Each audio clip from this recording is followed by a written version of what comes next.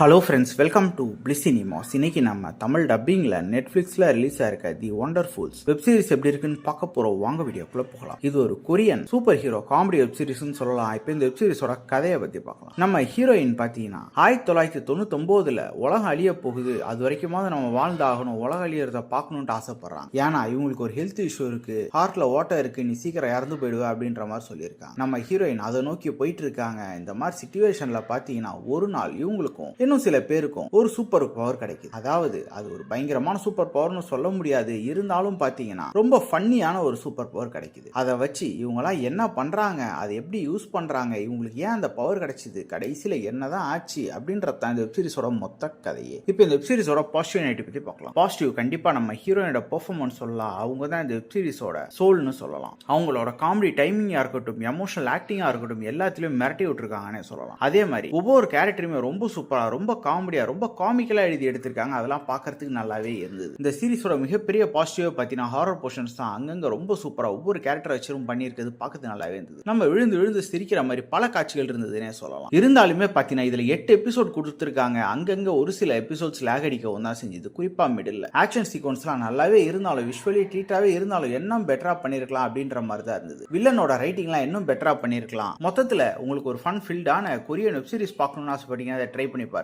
இந்த வெப் சீரிஸ்க்கு நம்மளோட rating 10க்கு 6 mark கொடுக்கலாம். இன்னொரு வீடியோல சந்திக்கலாம். தேங்க்யூ.